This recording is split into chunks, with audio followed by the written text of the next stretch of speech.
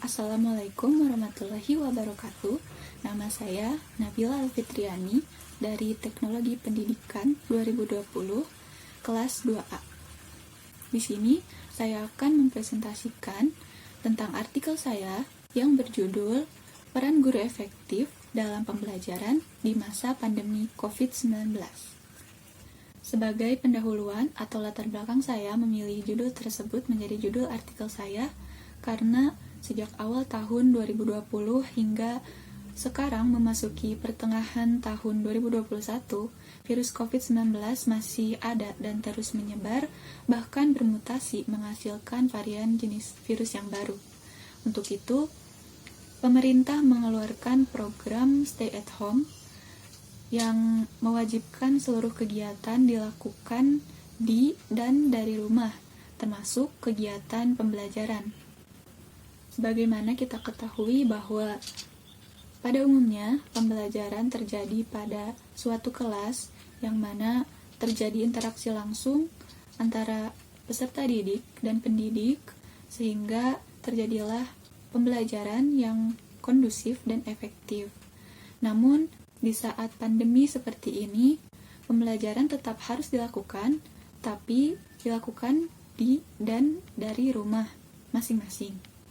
Oleh karena itu, diperlukan sosok guru yang efektif yang dapat menjalankan peran-perannya dengan baik agar ia dapat membantu peserta didiknya mencapai tujuan pembelajaran yang diharapkan, terlebih dalam situasi pembelajaran daring seperti ini.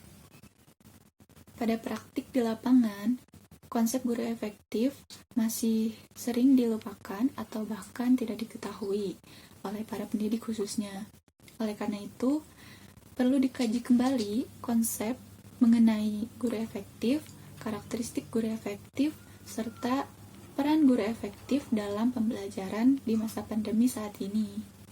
Selanjutnya, metode penelitian yang digunakan dalam artikel saya adalah studi literatur atau mengumpulkan dan menganalisis data dari sumber berupa jurnal online dan buku yang memiliki keterkaitan dengan pembelajaran daring dan guru efektif.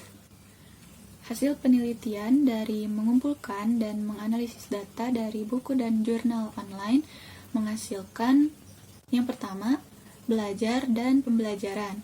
Nah, Surya dalam Rusman tahun 2017 halaman 76 mengemukakan bahwa belajar dapat diartikan sebagai suatu proses yang dilakukan oleh individu untuk memperoleh perubahan perilaku baru secara keseluruhan sebagai hasil dari pengalaman individu itu sendiri dalam berinteraksi dengan lingkungannya. Sedangkan Sujana dalam Rusman tahun 2017 halaman 85 menjelaskan bahwa pembelajaran dapat diartikan sebagai upaya yang sistematik dan sengaja untuk menciptakan kegiatan interaksi edukatif antara dua pihak, yaitu antara peserta didik dengan pendidik yang melakukan kegiatan membelajarkan. Nah, di sini dapat dilihat perbedaan dari belajar dan pembelajaran. Belajar dapat terjadi kapan saja dan di mana saja. Sedangkan pembelajaran adalah suatu proses yang sistematik dan sengaja dirancang untuk membelajarkan peserta didik. Kemudian mengenai keterbatasan kuota dan jaringan yang buruk. Selanjutnya mengenai hambatan selama pembelajaran daring. Dari jurnal-jurnal yang ditulis oleh Wahyono dan kawan-kawan, Al-Hakim dan Anugrahana, pada tahun 2020 hingga 2021 ini, hambatan yang ada selama pembelajaran daring diantaranya mengenai fasilitas handphone. Ada siswa yang tidak memiliki handphone, ada pula yang memiliki tapi kurang mendukung untuk pembelajaran daring. Ada pula siswa yang memiliki satu handphone tapi harus berbagi dengan saudaranya ataupun dengan orang tuanya. Belum lagi jika siswa atau orang tuanya tidak terlalu memahami teknologi atau bagaimana cara menggunakan handphone tersebut untuk pembelajaran daring. Yang kedua, mengenai guru efektif. Dari berbagai pengertian mengenai guru dan kata efektif sendiri, ada dari Kamus Besar Bahasa Indonesia Online, dari jurnal yang ditulis oleh Marneliza, dan sebagainya, saya mengambil bahwa guru efektif dapat diartikan sebagai pendidik profesional yang dapat mengajar, mendidik, membimbing, mengarahkan, serta mengevaluasi peserta didiknya, sehingga memunculkan hasil berupa perubahan pada diri peserta didik yang meliputi sikap, pengetahuan, dan keterampilan. Guru efektif juga hendaknya dapat menciptakan interaksi-interaksi edukatif yang diperlukan dalam suatu pembelajaran, sehingga tujuan pembelajaran yang telah ditetapkan di awal dapat tercapai dengan baik. Lalu, dari pihak guru pun ada keterbatasan dalam menggunakan teknologi. Lalu, keterbatasan guru dalam mengontrol kehadiran siswa-siswanya. Ketika pembelajaran berlangsung, tidak semua siswa hadir karena anggapannya siswa tersebut mengalami kesusahan sinyal. Padahal bisa saja siswa tersebut jenuh atau tidak termotivasi dan tidak dapat berkonsentrasi dalam pembelajaran. Selanjutnya, mengenai penelitian-penelitian sebelumnya terkait guru yang efektif. Berdasarkan penelitian-penelitian sebelumnya yang berkaitan dengan guru efektif, terdapat penelitian yang dilakukan oleh Marneliza, Wahyono dan kawan-kawan, Rawi Karim, Arfani dan Sugiono, Rangkuti dan Aziz, Winarsi dan Rizkia, Ridwan dan Sari, serta Sutarman dan kawan-kawan yang ditulis pada mulai dari tahun 2014, 2017, 2020, hingga 2021. Dari semua penelitian tersebut, secara garis besar mengenai guru efektif, yaitu guru yang melakukan persiapan dengan matang, guru yang menguasai materi serta strategi pembelajaran, guru yang senantiasa meningkatkan kemampuan dan kompetensinya baik dalam teknologi maupun berkomunikasi, guru yang memiliki selera humor dan memotivasi peserta didiknya, dan punya hubungan baik dengan peserta didiknya. Selain itu, guru efektif juga adalah guru yang melaksanakan pembelajaran yang inspiratif. Selanjutnya, pembahasan dalam artikel saya.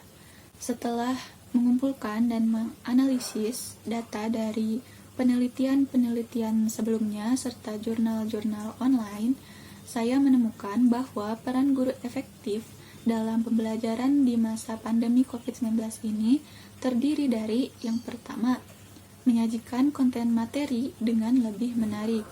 Di sini peran guru yaitu membuat materi yang disajikan menjadi lebih menarik sebagai wujud dari kemampuan guru efektif dalam mengkomunikasikan materi. Dapat dilakukan dengan cara menyajikan materi dengan slideshow, poster digital, video-video pembelajaran yang menarik, menggunakan aplikasi berbasis game, atau menggunakan aplikasi kuis interaktif seperti Quizizz atau Mentimeter, sehingga peserta didik tergugah rasa ingin belajarnya. Yang kedua, menguasai teknologi. Guru efektif setidaknya harus menguasai teknologi. Nah, teknologi yang sederhana yang dapat diimplementasikan dalam pembelajaran mungkin aplikasi WhatsApp. Namun, guru efektif senantiasa meningkatkan dan mengembangkan kemampuan dan kompetensinya. Oleh karenanya, guru bisa mengikuti workshop yang membahas tentang bagaimana cara menggunakan atau mengembangkan media pembelajaran yang relevan, atau bahkan guru bisa mencari cara menggunakan atau cara mengembangkan media yang menarik di platform YouTube, atau bisa menanyakan cara menggunakan atau mengembangkan media pembelajaran tersebut kepada sesama guru, atau guru dapat bekerja sama dengan teknolog pendidikan untuk mengembangkan media pembelajaran yang menarik. Di sini, guru bisa mengarahkan teknolog pendidikan mengenai materi apa saja yang diperlukan dalam suatu pembelajaran untuk diterapkan dalam media. Dan teknolog pendidikan akan mengembangkan media tersebut dan menjelaskan bagaimana cara menggunakan media tersebut kepada guru. Selanjutnya, memanajemen dan menghidupkan suasana kelas. ini dapat dilakukan dengan cara guru membangun hubungan baik dengan peserta didiknya, sehingga dapat tercipta kelas yang aktif dan partisipatif. Kemudian, dapat dilakukan dengan cara guru mengelola waktu belajar. Waktu belajar harus diperhatikan, jangan menggunakan keseluruhan waktu untuk belajar. Selingi dengan istirahat atau permainan-permainan kecil sehingga siswa kembali bersemangat untuk mengikuti pembelajaran. Kemudian, dalam menghidupkan kelas dibutuhkan sikap antusias dari guru sehingga siswa dapat termotivasi dan tertarik untuk belajar. Selain itu juga diperlukan guru yang interaktif dengan peserta didiknya, bisa dengan bertanya mengenai materi ataupun mengenai hal sehari-hari yang ringan. Selanjutnya, memikirkan peserta didiknya. Hal yang sering dikeluhkan oleh peserta didik dalam pembelajaran daring ini adalah stres karena banyaknya tugas. Hal ini disebabkan karena ada kegiatan atau praktik yang seharusnya dilakukan secara offline, namun karena kendala pandemi, maka dialihkan kepada tugas. Hal ini tidak salah, namun guru harus memikirkan peserta didiknya. Maka solusinya adalah yang pertama, guru harus mengurangi atau meringankan tugas peserta didiknya. Namun di sisi lain, pendidik perlu tugas tersebut sebagai penilaian peserta didik. Maka solusi untuk ini yaitu dengan memberikan tugas langsung. Jadi ketika pembelajaran tatap muka secara virtual berlangsung, peserta didik memberikan langsung tugas kepada peserta didik yang langsung dikerjakan saat itu juga. Dan ketika pembelajaran berakhir, tugas tersebut juga harus selesai. Dengan begitu, peserta didik dapat bertanya langsung kepada guru atau kepada temannya ketika mengerjakan tugas tersebut. Dan ketika pembelajaran selesai, siswa tidak terbebankan lagi dengan tugas. Selanjutnya, melakukan review. Guru yang efektif akan mengusahakan agar ingatan dan pemahaman materi siswanya dapat bertahan lama dan tersimpan dengan baik. Untuk itu, guru perlu mengajak siswanya untuk melakukan review materi.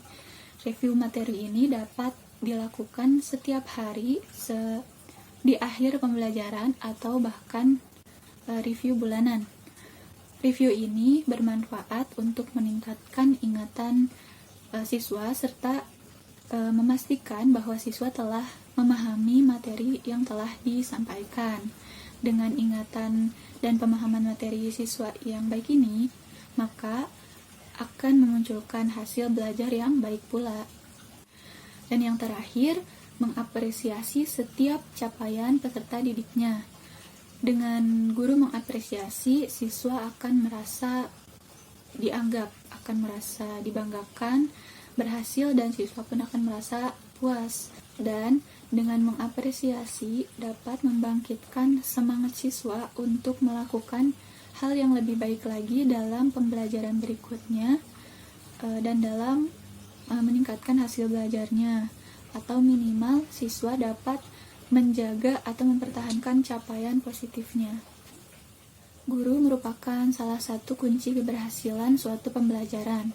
Maka guru hendaknya berusaha menjadi sosok guru yang efektif, yaitu pendidik profesional yang memiliki pengetahuan dan kemampuan untuk membimbing peserta didiknya, mengelola kelas, serta memiliki motivasi untuk dirinya, juga untuk peserta didiknya, sehingga menghasilkan perubahan perilaku pada diri peserta didik. Setelah dikaji mengenai konsep guru efektif beserta karakteristik dan kemampuan yang dimiliki oleh guru efektif, maka dalam artikel ini saya mengidentifikasikan terdapat 6 peran guru efektif dalam pembelajaran di masa pandemi COVID-19, yaitu menyajikan konten dengan lebih menarik, menguasai teknologi, memanajemen dan menghidupkan suasana kelas, memikirkan peserta didiknya, melakukan review, dan mengapresiasi setiap capaian peserta didiknya. Sekian presentasi dari saya. Mohon maaf apabila terdapat kesalahan, dan terima kasih atas perhatiannya. Wassalamualaikum warahmatullahi wabarakatuh.